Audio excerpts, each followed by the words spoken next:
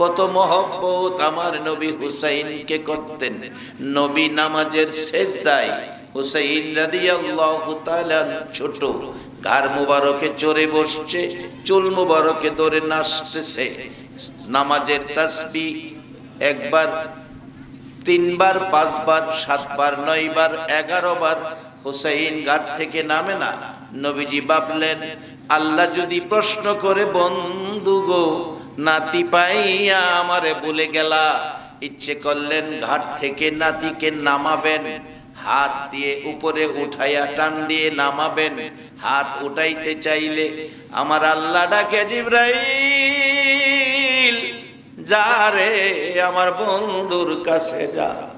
বন্ধুরে যায় হুসাইন বন্ধুর ঘাড়ে বসে আছে, আমি আল্লাহর কাছে সুন্দর লাগতেছে। যেই নবীর ঘাড় মোবারকে হুসাইন বসলে আমার আল্লাহর কাছে সুন্দর লাগে। আমরা দুর্বল, আল্লাহ বলেছে খুলিকাল ইনসানু যায়ীফা। আমরা দুর্বল, শক্তিশালী ব্যক্তিদের সাথে আমাদের সম্পর্ক রাখতে হবে।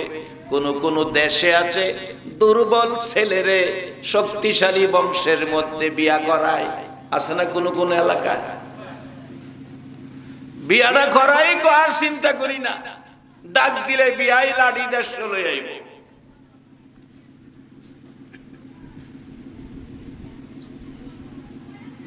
আমি একদিন ওই এলাকায় মাহফিল জিগাইলাম, বিয়া শাদী তো খুব দিলেন, খুব করাইলেন, ডাক দিলে বিয়াই লাঠি দেশ চলে আইয়ে।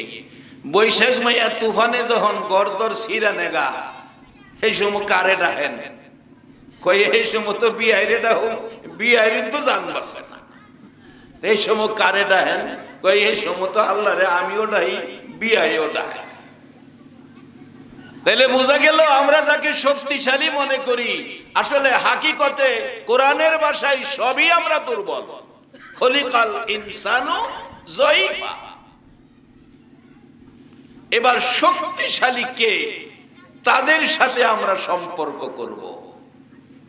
ইমাম হুসাইন নবীজি নামাজের তাসবিহ বাড়াইতেছে, নামে না, জিবরাইল এসে হাজির।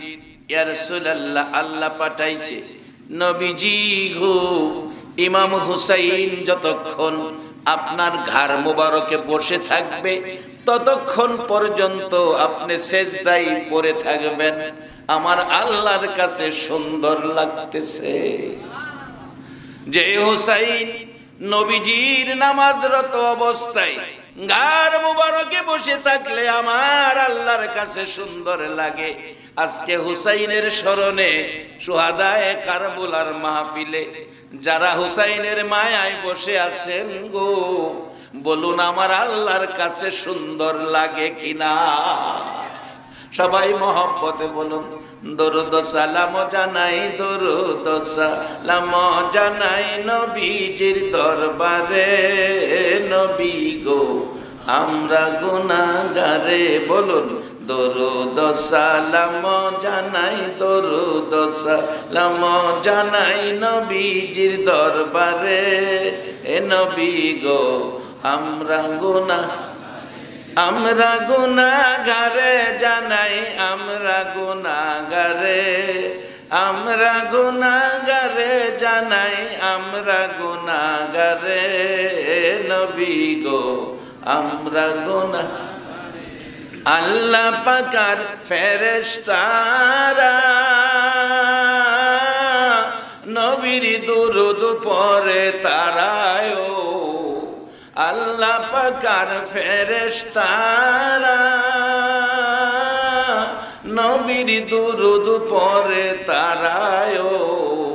ইমানদারে পড়বে দুরূদ, ইমানদারে পড়বে দুরূদ, বলছে পড়ুয়ারে। নবী গো আমরা গুনাহগারে, দরুদ সালাম জানাই, দরুদ সালাম জানাই নবীজির দরবারে।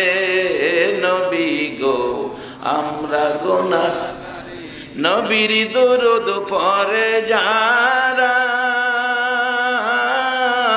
দয়াল নবী নবীর আপন তারায় নবীর দরুদ পড়ে যারা দয়াল নবীর আপন তারায় শাফায়াত করবে নবী শাফায়াত করবে নবী ময়দানে হাসরে এ নবী গো আমরা গুনাহগারে দরুদ সালাম জানাই দরুদ সালাম জানাই নবীজির দরবারে এ নবী গো আমরা গুনাহ সবাই বলুন মারহাবা। আমার নবী নামাজের সেজদায় হুসাইন রাদিয়াল্লাহু তাআলা গার মুবারকে আমার নবী ইচ্ছা করে হুসাইনকে নামায় না, আমার আল্লাহর নিষেধ। যাকে আল্লাহ এত ভালোবাসেন সেই হুসাইনের মহব্বত আমাদের কাছে, আমরা সেই হুসাইনের মহব্বতে বসে আছি। আমরা দুর্বল, ওই জাতীয় শক্তিশালী লোকদের সাথে আমাদের সম্পর্ক থাকলে লাভ হবে কেমন লাভ? যার বাস্তবতায় গিয়েছিলাম, কত মহব্বত আমার নবী করত হুসাইন হাসাইনকে, কত মহব্বত করত আমার আল্লাহ হাসাইন হুসাইনকে। যার বাস্তব খাতুন জান্নাত ফাতেমাতুজ জাহরা বলেন, পৃথিবীর মানুষেরা রে, তখন কবিতার যুগ ছিল, কবিতার প্রচলন ছিল।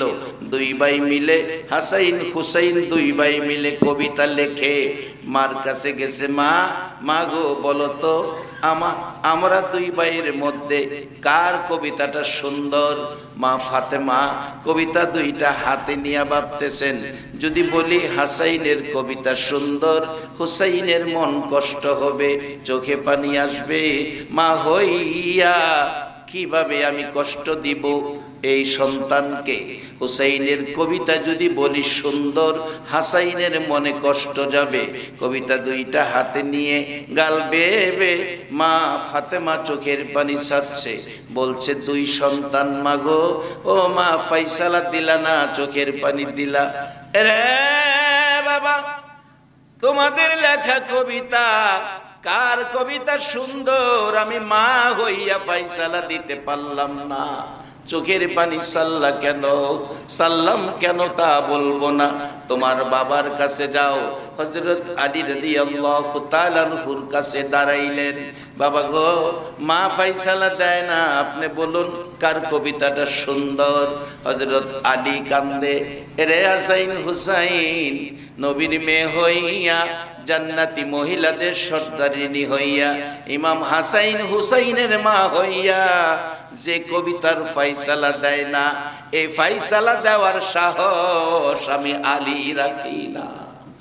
বাবা যাও, তোমার নানার কাছে যাও, রহমতের নবী সারা এ কবিতার ফাইসালা দিতে পারবে না। নবীজির কাছে যাইয়া দুই ভাই নানার গলায় ধরে দুই গালে চুমায়, নানা গো, মা ফাইসালা দিল না, বাবা ফাইসালা দিল না, তুমি বলো তো কার কবিতাটা সুন্দর? আমার নবী একবার হাসাইনের দিকে চায়, আবার হুসাইনের দিকে চায়, কোনটা সুন্দর বলবো, কে খুশি কে বেজার হবে।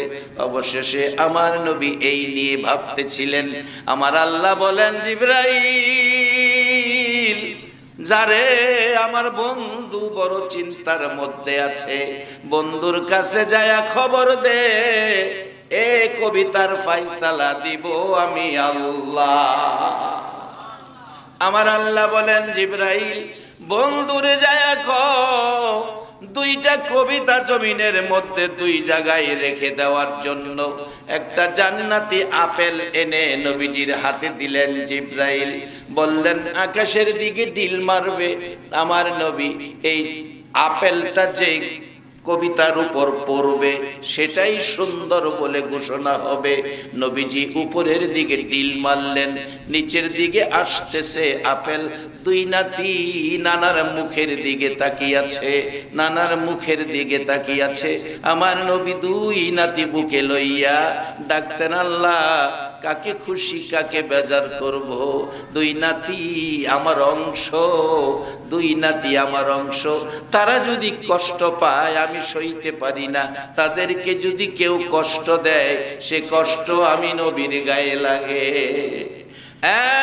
মাবুদ, মাবুদ রে, কাউরে বেজার কাউরে খুশি আমি দেখতে চাই না। আমার আল্লাহ বলেন, জিবরাইল রে, আপেলটা উপরে থাকতে আপেলটাকে 2 টুকরা করো। তুমি জিবরাইল নিজ হাতে ওই 2 কবিতার উপর রাইখা প্রমাণ করে দাও 2 ভাইয়ের কবিতাই সুন্দর।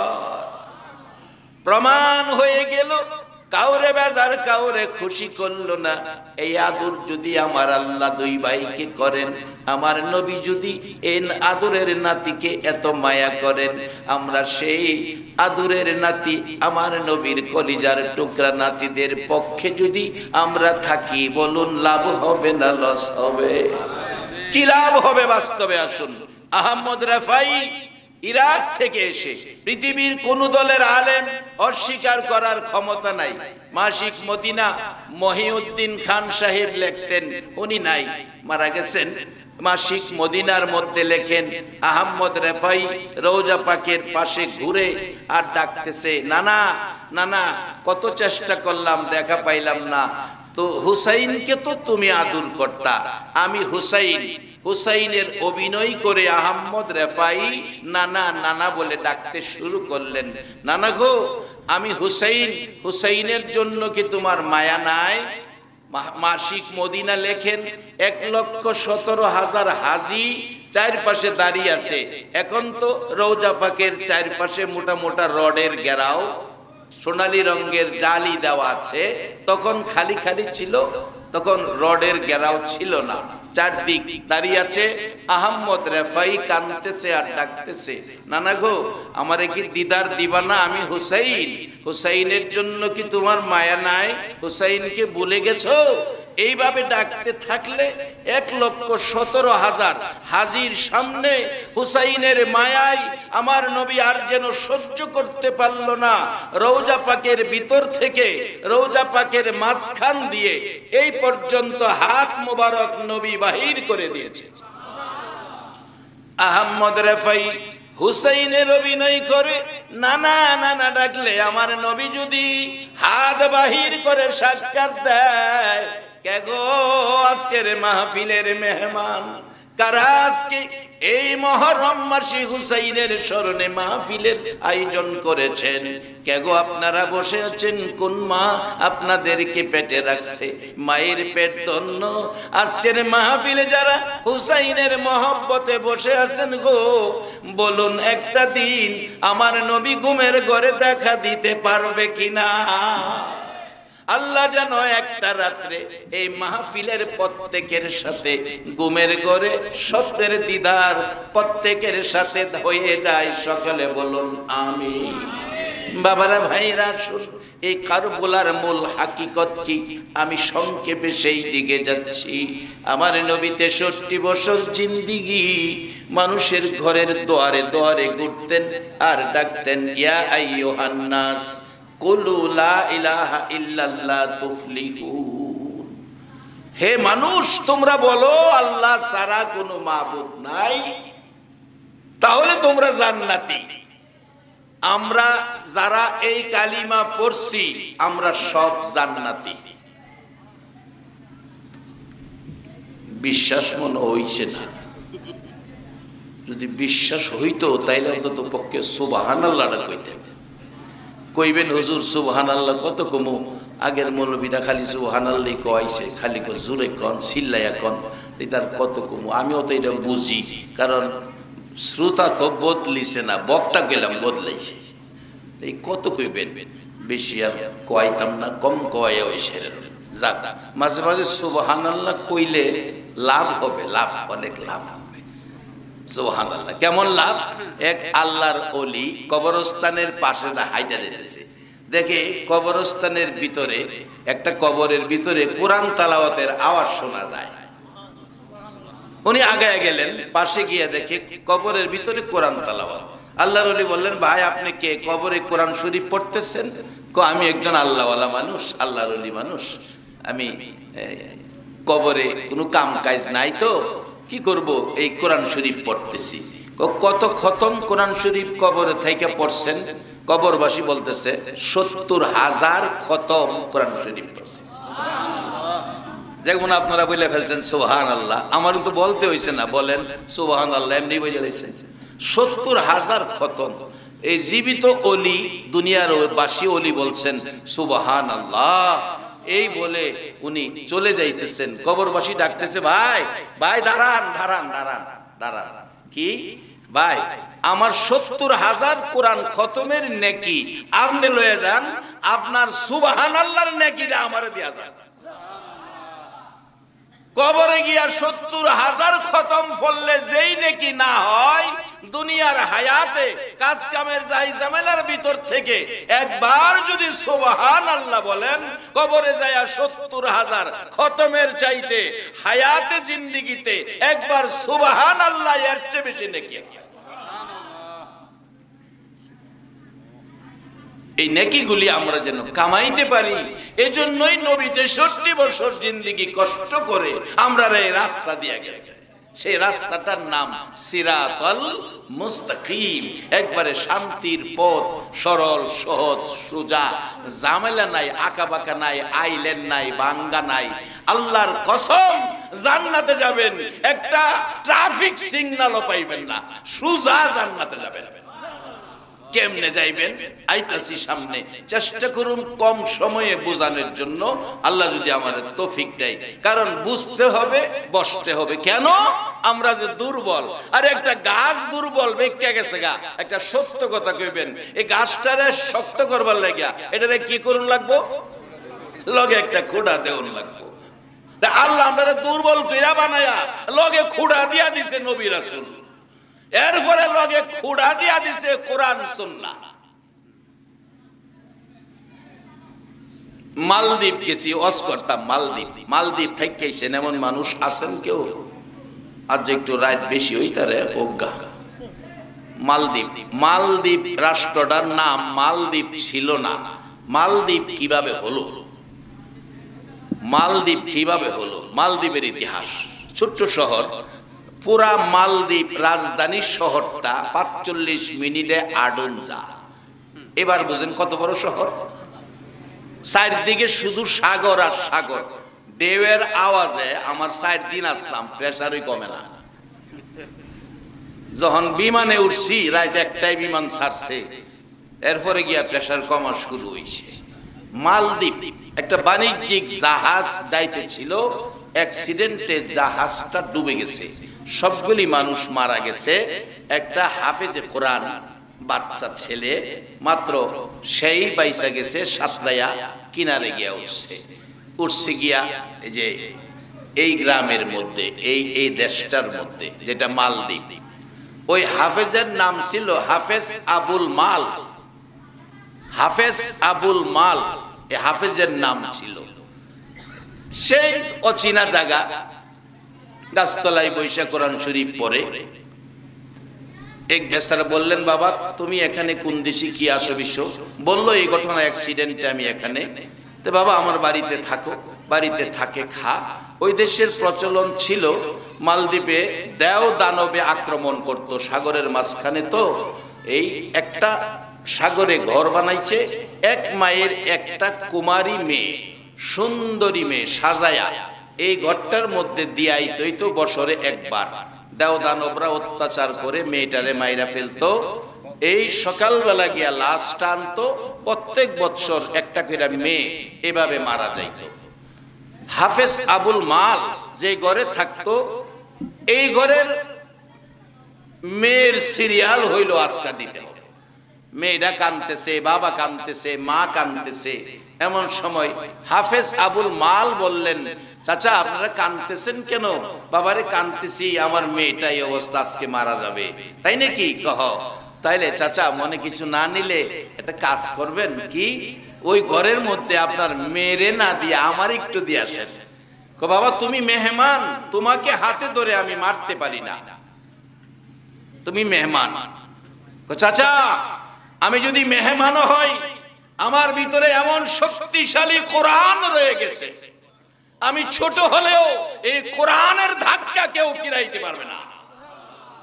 আপনি ভয় পায়েন না, আমাকে দেন। কয় না, দিতে হবে মেয়ে, তুমি তো ছেলে। চাচা একটা কাজ করেন, মনে কিছু নেন না, কি মেয়ের যা পোশাক আছে আমারে পরান, আমারে মেয়ে বানান পোশাক দিয়া, মেয়ের পোশাক সব আমাকে পরান। বাচ্চা ছেলে দাড়ি মুছতে উঠছে না, তারে মেয়ের পোশাক পরাইয়া ওই ঘরের মধ্যে দিয়া আইসা পড়ছে। সে বৈশা বৈশা কোরআন তালাওয়াত শুরু করেছে। একবার বলুন আল্লাহু আকবার। আজকে সেই কোরআনের পক্ষে যদি আমরা সময় দিতে পারি, আমরা আর দুর্বল থাকব না, আমরা শক্তিশালী হয়ে যাব ইনশাআল্লাহ। বাস্তব ঘটনা বলছি। অবশেষে কোরআন শরীফ পড়তে শুরু করলো। দেবদানবরা যে সময় একবারে তর্জন গর্জন করে আসতেছে, সেই কোরআন তালাওয়াত জোরে জোরে শুরু করেছে। কোরআনের ধাক্কায় তারা ধ্বংস হয়ে গেছে সমুদ্রের মধ্যে, আর আসার শক্তি তাদের নাই। সারা রাত কোরআন পড়লো। সকালবেলা অন্য বৎসরের মতো ছেলে ওই মেয়ের লাশ আনতে গেছে সরকারি লোক, যায়া দেখে এই কোরআন শরীফ পড়তেছে মেয়ের সুরতে। তাকে নিয়ে আনলেন। কি ব্যাপার, তুমি বেঁচে আছো, তোমাকে মারে নাই? যার বাড়িতে থাকতো সে আসছে, আইসা বলছে সে তো মেয়ে না, আমার মেয়ে তো ঘরে, তাকে আজকে দিয়েছিলাম।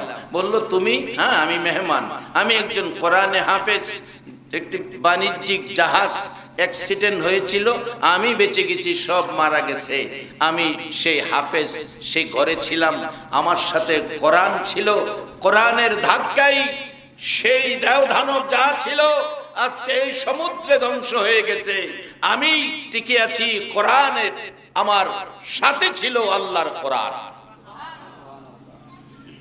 কত বড় শক্তি অর্জন হয়েছে। আল্লাহ বলছে খলিকাল ইনসানু যায়ফা, দুর্বল করে বানাইছি, কিন্তু তোমার শক্তির জন্য আমি কোরআন দিয়েছি, তোমার শক্তির জন্য আমার নবী দিয়েছি, তোমার শক্তির জন্য ইমাম হাসান আর হুসাইনকে তোমাদের পাশে দিয়েছি। এখন আমরা কিভাবে নেব এই রাস্তাটাই সামনে। একটু লম্বা হলে ইচ্ছা আপনাদের লম্বা করতেও পারি, আমি আবার খাটু করতেও পারি, আমি সুডু করতেও পারি, বড় করতেও পারি। কারণ কম সময়ে বেশি কথা বলার পজিশন কেরামতি আমি জানি, কারণ আমি বাস স্ট্যান্ডের খতিব। এই কৌশল বাসের স্টাফের কাছ থেকে শিখছি। 8টার বাস ছাড়বো, ঢাকায় গিয়া অফিস করব, প্যাসেঞ্জার কম, 8:30 বাজে গেছে। প্যাসেঞ্জাররা কয় ঢাকা গিয়া কি খেলাধুলা করুন নাকি, কেউ দোকান খুলবো, কেউ চাকরি করব, অফিস খুলবো, কি ব্যাপার ছাড়েন না কেন, 8:30 বাজে গেছে।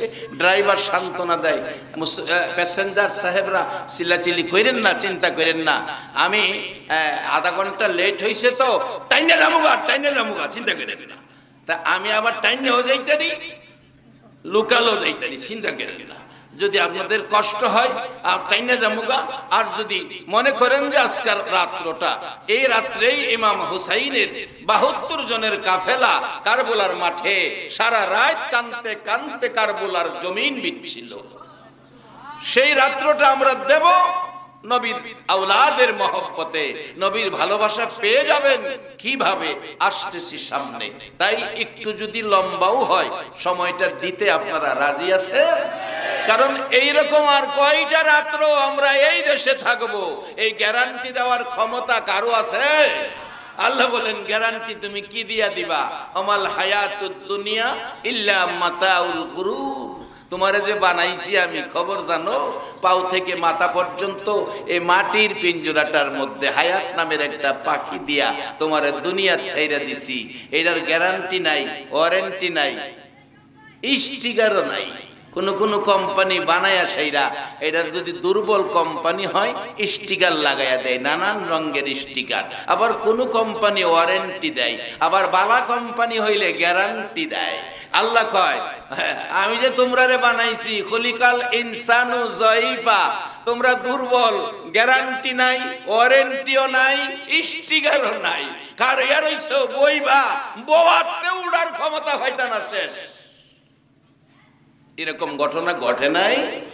চা খাইছে অর্ধেক কাপ, কই ভাল লাগতেছে না, কাইতে হইরা গেছে গা, চা টেবিলও হইরা রইছে, ডাক্তার এক শেষ, চা গরম রইছে, খাওইন না ঠান্ডা হয়ে গেছে। এমন একটা জিনিস লইয়া বাজান আমরা চলি। বসেন, আজকের রাত্রটা যদি জীবনের আল্লাহর কাছে পছন্দ হয়ে যায় তাহলে জীবনটা সার্থক হয়ে যাবে। মহব্বতে আর রহমতের আশায় একটু দরুদ শরীফ পড়ুন। আল্লাহুম্মা সাল্লি সাইয়্যিদিনা মাওলানা মুহাম্মদ ওয়া আলা সাইয়্যিদিনা মাওলানা মুহাম্মদ আল্লাহুম্মা সাল্লি সাইয়্যিদিনা মাওলানা মুহাম্মদ ওয়া আলা আলি সাইয়্যিদিনা মাওলানা। হাসান কান্দে জহর খেয়ে, কান্দে হুসেন কারবলায়, আলী কান্দে বেহেশতেতে, কান্দে গো মা ফাতেমা। আল্লাহুম্মা সাল্লি সাইয়্যিদিনা মাওলানা মুহাম্মদ ওয়া আলা আলি সাইয়্যিদিনা মাওলানা। বালাগাল উলা বিকামালিহি কাশাফাত দুজা বিজামালিহি আসুনত জামিউ খিসালিহি সাল্লু আলাইহি ওয়া আলিহি। হাফেজ আবুল মাল বলছেন, আমি কোরআন দিয়ে যুদ্ধ করে দাও দানব ধ্বংস করে দিয়েছি। বলুন সে কোরআনের মালিক কে? আল্লাহ। ওই বাদশাহ, মালদ্বীপের বাদশাহ খবর পেয়ে বললেন ছেলেটাকে ডাক দাও। ডাক দিল। বাদশাহ তার সাথে কথা বলল, ঘটনা কি ঠিক? বলল ঠিক। তাইলে আরেক বছর আমি এটা আমি বাস্তবে প্রমাণ করব। পরের বছর ঠিকই এই ছেলেটাকে দিল। দেওয়ার পরে সারা রাত পার হলো। দাও দানব যারা অত্যাচার করতো তারা তো নাই, তারা ধ্বংস হয়ে গেছে। পরের দিন সকালবেলা ছেলেটাকে আবার জীবিত অবস্থায় নিয়ে আসলো, কোনো ক্ষতি হলো না। তাইলে আর কোনো ক্ষতির আশঙ্কা নাই। এবার বাদশা বলল, এই যদি হয় আল্লাহর কোরআনের ক্ষমতা, আমরা আর অন্য ধর্মে থাকতে রাজি না। বাদশা এককভাবে সকল মানুষকে ঘোষণা করে দিলেন, আজ থেকে আমরা হাফেজ আবুল মালের হাত ধরে কালিমা পড়ে মুসলমান হয়ে গেলাম, আর এই দেশের নাম দিলাম মালদ্বীপ। একজন কোরআনওয়ালা যদি এই শক্তি অর্জন করে এইভাবে দেশটাকে বাঁচাইয়া দেশের মানুষকে মুসলমান বানাইতে পারে, আমরা সেই মুসলমান, সেই শক্তিশালী নবীর আদরের নাতি, জান্নাতি দুইটা ফুল, জান্নাতি যুবকদের সর্দার, আমরা তাদের ভালোবাসায় কি পাবো? সেটাই ছিল আমার কথা। বলতেছিলাম আহমদ রেফাইর ডাকে আমার নবী হাত মুবারক বাহির করে দিল। আহমদ রেফাইর ডাকে যদি আমার নবী হাত বাহির করে দেয়, আজকে যারা সেই মুহররম মাসে হুসাইনের স্মরণে মাহফিলে বসে আছেন, আমার নবী একটা রাত্রে যেন ঘুমের ঘরে স্বপ্নের দিদার দেখাইয়া দেয়। বাবারা শুধু তাই নয়, আসুন আরো কি মজার ঘটনা। হযরত ওমর মদিনার শাসক, রাষ্ট্রপতি ওমরের ছেলের সাথে ঝগড়া। হুসাইন এক পর্যায়ে গালি দিলেন গোলামের বাচ্চা, বিচার দিল বাবার কাছে। ওমর বলল নিয়ে আসো মসজিদে। মসজিদে নববীতে মিম্বরে দাঁড়ায়া ডাকছে, ওমর হুসাইন আমাকে গালি দিলা গোলামের বাচ্চা, আমি তো কোনো গোলাম নয়, আমি রাষ্ট্রপতি, আমি তো গোলামি করি নাই, কিভাবে কোন দৃষ্টিতে আমাকে ছেলেকে গোলামের বাচ্চা গালি দিলা? হুসাইন রাদিয়াল্লাহু তাআলা দাঁড়ায়া গেছেন। ও ওমর, সকলের সাথে বাহাদুরি করো না, সকলের সাথে বড় কথা কইও না। এই ওমর, তুমি কি আমার নানার গোলামি করো নাই? ওমর জর্জর করে চোখের পানিগুলো ছাড়ছে, জামা কাপড় ভিজতেছে। মসজিদে নববীতে মুসল্লিরা ভরপুর, ডাকতেছে ওমর গো, এই কথার পর কাঁদতেছো কেন? কঠোর বিচার করার কথা তা না করে কাঁদতেছো। ওমর ডাকতেছে, মুসল্লিরা তোমরা কি শুনেছো হুসাইন কি বলেছে? হ্যাঁ, তাহলে বিচার করবেন, অপেক্ষায় আমরা। ওমর কান্দে, মুসল্লিরা রে, যে ব্যক্তি আমাকে গোলামের বাচ্চা, আমার ছেলেরে গালি দিয়েছে, আমি উমরের ছেলেরে গোলামের বাচ্চা গালি দিয়েছে, এ হুসাইনের বিচার করার কোর্ট পৃথিবীর জমিনে নাই রে। মসজিদে নববীর মুসল্লিরা, আমি দেখিছি রে, আমার রহমতের নবী নাতিদেরকে খুশি করার জন্য কত অভিনয় আমার নবী করেছে।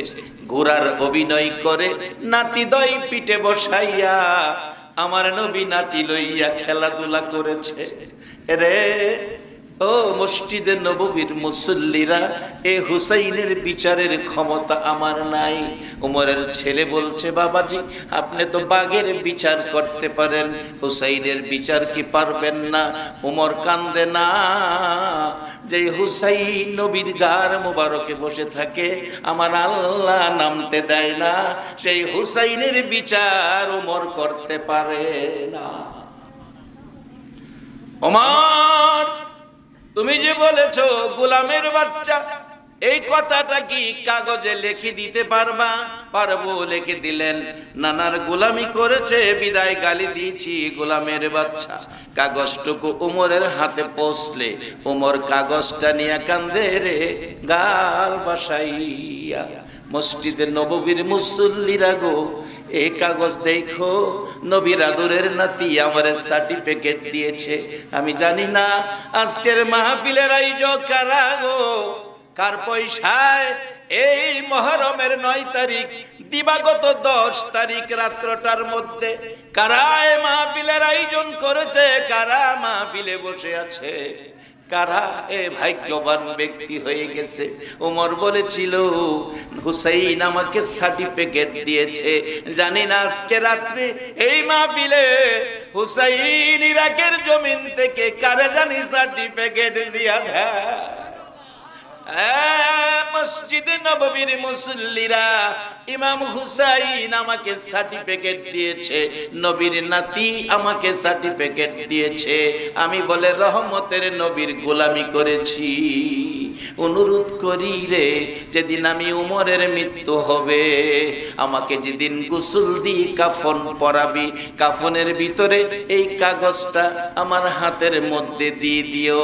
আমি উমর যদি জীবনের কোনো আমল আল্লাহর কাছে দেখাইতে না পারি, সব আমল যদি বরবাদ হয়ে যায়, নবীর গোলামি করেছি হুসাইনের দেওয়া সার্টিফিকেট দেখাইয়া আমি উমর পার হইয়া যাইব। উমরের মতো ব্যক্তি যদি হুসাইনের লেখা সার্টিফিকেট হাসরের মাঠে পার হওয়ার জন্য উসিলা বানাইতে পারে, আজকে বীরশ্রেষ্ঠ মতিউন্নগরের মাহফিলটা বীরশ্রেষ্ঠ মতিউন্নগরের ইমানদার নবীর আশিক হুসাইনের পাগলদের জন্য হাসরের মাঠে কি নাজাতের উসিলা হতে পারে না? একবার বলুন আল্লাহু আকবার। এরে বাবারা ভাইরা, হাসাইন হুসাইন কত আদরের ছিল। আমার নবী দুর্বল মানুষগুলোকে শক্তিশালী বানানোর জন্য, জাহান্নাম থেকে বাঁচাইয়া জান্নাতি বানানোর জন্য বাড়ি বাড়ি ঘুরতেন আর ডাকতেন, ইয়া আইয়ুহান নাস কুলু লা ইলাহা ইল্লাল্লাহ তুফলিহুন। কোনো দিন রাত্র হতো, কোনো দিন বিকাল হতো, এইভাবে কষ্ট করে করে বাড়ি বাড়ি ঘুরতেন। মা খাদিজার জীবনী অনেক ঘটনা, যায় না ওদিকে। আম্মা জান আয়েশা সিদ্দিকা রাদিয়াল্লাহু তাআলা আনহা বলেন, পৃথিবীর মানুষেরা রে, আমার নবীর একটাই চিন্তা ছিল, সারাদিন ঘুরতো মানুষকে জান্নাতি বানাবে, দুর্বল মানুষকে শক্তিশালী বানাবে, বেঈমান মানুষগুলো ইমানদার বানাবে, জাহান্নাম থেকে বাঁচাইয়া জান্নাতি বানাবে। আমার নবী ঘুরে ঘুরে এসে আমি আয়েশা সিদ্দিকার হুজরায় যখন ঢুকতেন, আমি দেখেছি আমার নবী ঘরের মধ্যে এসে ঘুমিয়ে যাইতেন। একটু সময় ঘুমাইয়া বাকি সময় বিছানায় বসে কান্দে। মাঝে মাঝে বসে প্রশ্ন করেছি, আল্লাহর হাবিব গো, কেন গো বসে বসে কাঁদতেছেন? হুজুর জানতে চাই কোন ব্যথায় কান্দেন গো নবী? জীবনে একটা দিন বাবা দেখেন নাই, বাবার ব্যথায় কান্দেন। নবী কথা বলছে না।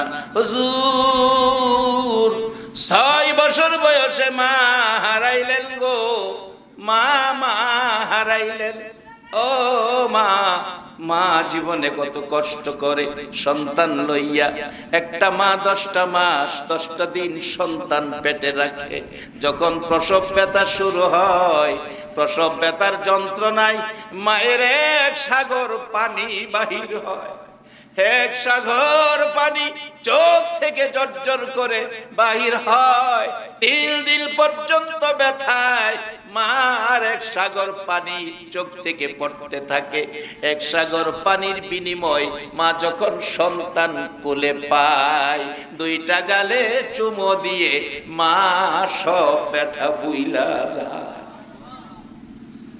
এরে বাবারা ভাইরা, এ মারে যদি ব্যথা দাও আর একটা বুড়া চোখের পানি বাহির করো, আল্লাহর আরশ কাঁপা ওঠে।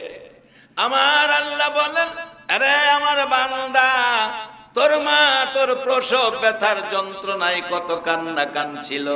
মাঝে মাঝে প্রসব ব্যথায় তোর মা আল্লাহ আল্লাহ কইয়া ডাক মারছে। আমি আল্লাহ ঘোষণা করে দিয়েছি, রে ফেরেশতারা, প্রসব ব্যথার যন্ত্রণায় মা যতবার আল্লাহ কইয়া ডাক দিছে রে, ততটা কবুল হজের নাকি মার আমল নামাই দিয়া দে।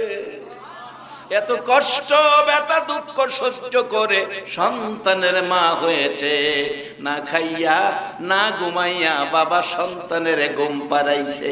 এই মা বাবারে যদি কেউ কষ্ট দেয়, জীবন বরবাদ হয়ে যাবে। বলতেছিলাম আমার নবী বাবা হারা মা হারা, সব ব্যথা বলে গিয়ে উম্মতের ব্যথা। আমার নবী কান্দে। মা আয়েশা সিদ্দিকা ডাকে, হুজুর কেন কাঁদতেছেন গো? মার কথা মনে হয়েছে। কোনো কথা বলে না। হুজুর বুঝেছি দাদার কথা মনে হয়েছে। কোনো কথা বলে না, শুধু কান্দে। অবশেষে জবাব দিচ্ছে, আয়েশা রে, শুনো রে আয়েশা, আমি কেন কান্দি? বাবার জন্য নয়, মায়ের জন্য নয়, দাদার জন্য নয় রে আয়েশা, আমি কান্দি আমার গুনাহগার উম্মতের জন্য। আমার নবী সারা রাত চোখের পানি ছেড়ে কান্দে। আম্মা জান আয়েশা বলেন, একদিন দেখি গভীর রাত্রে আমার ঘরের দরজা খোলা, নবীজি ঘুমিয়েছিলেন। জিবরাইল এসে ডাকে, হুজুর এইভাবে যদি ঘুমিয়ে থাকেন উম্মতের জন্য কি কাঁদবেন না? আপনাদের আমাদের কথা বলছে। আজকে কে আমার গ্রামের সন্তান ঘরে ঘুমিয়েছেন আর আমার নবী মরুভূমিতে কান্দে, আর আপনি ঘরে থাকবেন? কিভাবে হাসরে নবীর সুপারিশের আশা করতে পারেন? আম্মা জান আয়েশা বলেন, আমার নবী রাত্র গভীর, ঘরে নাই, দরজা খোলা। জিবরাইল ডেকেছে, হুজুর এইভাবে যদি ঘুমিয়ে রাত্র কাটান গো, আপনারা উম্মতের দরদি নবী, উম্মতের জন্য কি কাঁদবেন না গো নবী? আমার নবী ঘুম থেকে উঠে একটা চিৎকার মারছে, উম্মতি উম্মতি। উম্মতি। মা আয়েশাকে ডাক দিল না, দরজাটা খুলে বেরিয়ে গেল। দরজা বন্ধ করো সেই কথাটাও বলল না। দৌড়াইয়া যাইতে যাইতে উম্মতি উম্মতি বলে মদিনার শেষ প্রান্তে যাইয়া নিরিবিলি নির্জন সেজদায় পড়ে কান্দে মাবুদ। ঘরের মায়া, বাড়ির মায়া, বিবির মায়া, বিছনার মায়া, সব মায়া সাল্লাম গো, আমার গুনাহগার উম্মতের মায়া সাল্লাম। মাবুদ, সব মায়া ছেড়ে দিলাম, আমার উম্মতের মায়া সাল্লাম না। সেজদায় পড়ে গেলাম, যতক্ষণ পর্যন্ত উম্মতের নাজাতের খবর না শোনাইবা গো প্রভু, ততক্ষণ পর্যন্ত আমি এতিম নবী মাথা উঠাইব না। আরে উম্মতের কান্ডার নবী রহমতের ভান্ডার, বলুন উম্মতের কান্ডার নবী।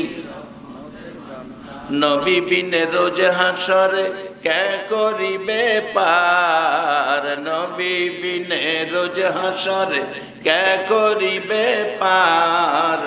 উম্মতের কান্ডার নবী রহমতের ভান্ডার, উম্মতের কান্ডার নবী। মোদের নবী দয়ার সাগর, উম্মত গুনাহগার উম্মতের পাগল। মোদের নবী দয়ার সাগর, গুনাহগার উম্মতের। রোজ হাসরে সেজদায় পড়ে কাঁদবে যারে যার, রোজ হাসরে সেজদায় পড়ে কাঁদবে যারে যার। উম্মতের কান্ডার নবী রহমতের ভান্ডার, উম্মতের কান্ডার নবী। যাইয়া দেখো মদিনাতে কান্দে নবী রোজা পাকে, যাইয়া দেখো মদিনাতে কান্দে নবী রোজা পাকে। এ মাফ করিয়ে দাও গো খোদা উম্মত গুনাহগার, মাফ করিয়ে দাও গো খোদা উম্মত গুনাহগার। উম্মতের কান্ডার নবী রহমতের ভান্ডার, উম্মতের কান্ডার নবী। আরে বাবারা ভাইরা, আমার নবী সেজদায় পড়ে আছে, একটাই ব্যথা, আপনার আমার মতো উম্মতের নাজাত। নবী যদি সেজদায় পড়ে আমাদের জন্য কাঁদতে পারে, আমরা সেই নবীর মায়ায় বসতে দরকার আছে কিনা? যাদের ভাগ্য ভালো তারাই বসবে, যাদের বসা নবীর ভালোবাসায় কবুল হবে, তারাই আমার আল্লাহর জান্নাতের মেহমান হবে। কিভাবে হবে আমি একেবারে সহজ ভাবে দিয়ে যাব। বসেন। ফজরের আজান পড়ে গেল, মসজিদে নববী ভরপুর, নামাজ পড়াবে কে? রহমতের নবী নাই, রাহমাতাল লিল আলামিন নাই। হুজরাই খবর দিলেন, মা আয়েশা কান্দে, গভীর রাত্রে দরজা খোলা রে মুসল্লিরা, আমার মায়ার নবীর খবর ভালো না, কোথায় জানি আছে, কোথায় জানি গেছে, বেঁচে আছে না মেরে ফেলছে, আমি তো বুঝতে পারতেছি না। সাহাবীরা বেরিয়ে গেলেন নবীর তালাশে। সেদিন মদিনার যুবকেরা, ও রামনগরের যুবকেরা, তোমাদের মতো যুবকেরা সেদিন নবীর পাগল হইয়া বেরিয়ে গেছে। ব্যবসায়ীরা দোকান বন্ধ করে দিয়েছে, খেলার মাঠে খেলোয়াড় খেলা বন্ধ করে দিয়েছে। চলো নবীর তালাশে যাই। সেদিন মদিনার মহিলারা রান্নাঘরে যায় না রে, রান্নাঘরের আগুন পানি দিয়া নিবাইছে। মার কুলের শিশুরা মার স্তনে দুধ খায় না। প্রশ্ন করতে চাই, মাগো দুধ খাবো না, বলো গো আমার এতিম নবী কোথায়? মদিনার মহিলারা কাঁদে, ছেলেরা কাঁদে, পশু পাখিরা কাঁদে। একদিন পার হয়ে গেল, খবর মিলল না। 2 দিন পার হয়ে 3 দিন যেদিন পার হয়ে যায়, হযরতে আবু বকর ওমর মদিনার শেষ প্রান্তে এক জাক রাখাল দেখে বলল, রাখালেরা কি পরামর্শ করছো? তোমরা কে? আমরা মদিনার মেহমান। তোমার নাম কি? আবু বকর। পাশে ওমর। এ রাখালেরা, মাঠে ঘাটে তোমরা থাকো, বলো আমার মায়ার নবীরে দেখছনি? রাখাল বলেন, না না, তোমার মায়ার নবী তো চিনি না। ওমর বলেছে, রাখালেরা রে, আমার নবী এত সুন্দর, আমি তরবারি নিয়ে মাথা কাটতে গিয়েছিলাম, আল্লাহর কসম করে বলি রে রাখালেরা, আমার নবীর সুন্দর চেহারা দেখে আমি ওমর মুসলমান হয়ে গেছি। সেই সুন্দর নবীকে দেখি না, আজকে 3 দিন পার হয়ে গেছে, আমি ওমরের কলিজা মানে না। একটু যদি পারো খবর দাও। একটা রাখাল দাঁড়িয়ে গেছে, বলতেছে, আবু বকর ওমর, দুইজনের কথা সমন্বয় করে একটা খবর দিতে পারি। তোমার কথা 3 দিন, তোমার কথা সুন্দর। রে আবু বকর ওমর, ওই পাহাড়টার পাশে যাইয়া দেখ, একটা সোনার পুতুল রে, পূর্ণিমার চাঁদের চেয়েও সুন্দর। আজকে 3টা দিন হলো রে, সেজদায় পড়ে উম্মতি উম্মতি বলে কাঁদতেছে। রে আবু বকর ওমর, অনুরোধ করি রে, এই লোকটা যদি তোদের মায়ার নবী হয়, এখান থেকে উঠাইয়া নিয়ে যা। তোদের হাতে দড়ি, পায়ে দড়ি, লোকটাকে এখান থেকে নিয়ে যা। আজকে 3টা দিন পার হয়ে গেল, আল্লাহর কসম রে আবু বকর ওমর, আমাদের বেড়া বকরি দুম্বা গুলো লোকটার মায়ায় পড়ে চারদিক দাঁড়ায়া কান্দে রে, ঘাস পানি খায় না। আবু বকর ওমর দৌড় দিয়ে যাইতে চাইলে রাখালেরা বাধা দেয়, কথা দাও, লোকটাকে এখান থেকে মদিনায় নিয়ে যাইবা কিনা, কথা দাও, লোকটাকে এখান থেকে নিয়ে যাইবা কিনা। 3 দিন হলো রে, বেড়া বকরি দুম্বা উটগুলো তার মায়ায় কান্দে, তার মায়ায় কান্দে, ঘাস পানি খায় না। আজকে বেড়া বকরি দুম্বা উট হইয়া আমার আপনার নবী চিনল, উম্মত হইয়া নবী চিনলাম না। রে আবু বকর ওমর, কথা দে, লোকটাকে নিয়ে যাইবা। আবু বকর ওমর দুইজন দৌড়াইয়া নবীজির পাশে যাইয়া দেখে এখনো নবী সেজদায় পড়ে কান্দে। বলুন, নবী কার মায়ায় কান্দে?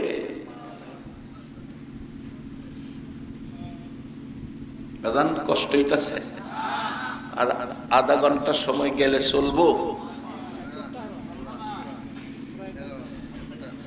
আবু বকর নবীজির পাশে যায়া কান্দে। নবীজি গো, কেমনে গো? আবু বকর রে বলছে, যেদিন মায়ের দেশ বাবার দেশ মক্কা ছেড়ে হিজরত করে মদিনায় যাবেন গো নবী, কানে কানে 6 মাস আগে বলেছিলেন, আবু বকর হিজরত করব, সঙ্গী হবে তুমি। আজকে 3টা দিন 3টা রাত মদিনা ছাড়বেন গো নবী, আমারে বললেন না। আজ 3 দিন পার হয়ে গেল গো নবী, আপনার মায়ায় আপনার আবু বকর পানিটাও খায় না। হুজুর মাথা উঠান, আসুন মদিনায় যায়। মদিনার মানুষ এতিম হইয়া গেছে, মদিনার মানুষ এতিম হইয়া গেছে। হুজুর আল্লাহর কসম, কারো চুলায় আগুন জ্বলে না। হুজুর আল্লাহর কসম, কোন বাচ্চা দুধ খায় না। মাথা উঠান, চলুন মদিনায়। আমার নবী আবু বকরের ডাক শুনে না গো, উম্মতের মায়ায় নবী কান্দে। সেই উম্মত যদি নবীর আদর্শ, নবীর কথা না মানে, আমার নবী বড় কষ্ট পায়। অনুরোধ করি, আমার নবীরে কষ্ট দিয়েন না।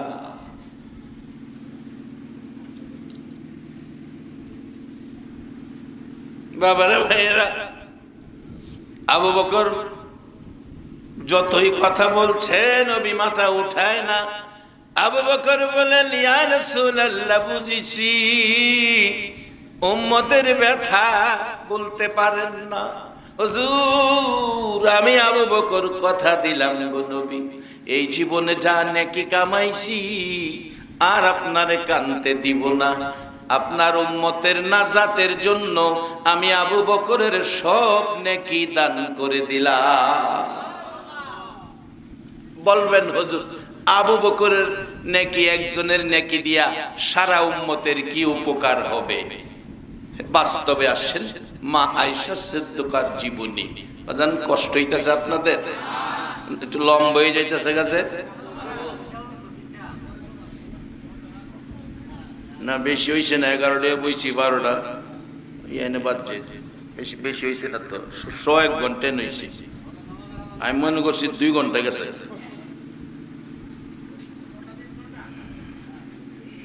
আপনারা মজিবর খায়ের কথা শুনছেন না?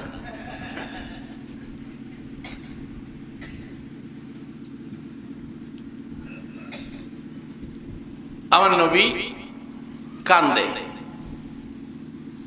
আবু বকর বলছে, আমার সব নেকি আপনার উম্মতের দিলাম। প্রশ্ন আসতে পারে, কত নেকি? একজনের নেকি দিলে সারা উম্মতের কি হইব?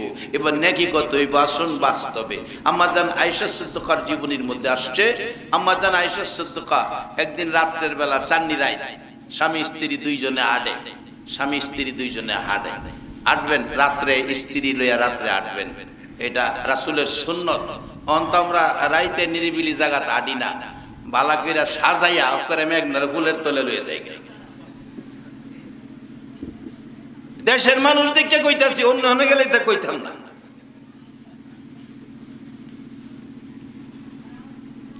মাগো, যেই টলটলে চেহারা তোমার, তুমি একটু তোমার বাড়ি ঘরের চারদিক তাকায়া দেখো, তোমার মতো মেয়ে ছিল, এখন বুড়া হইয়া বসলে আর দাঁড়াইতে পারে না।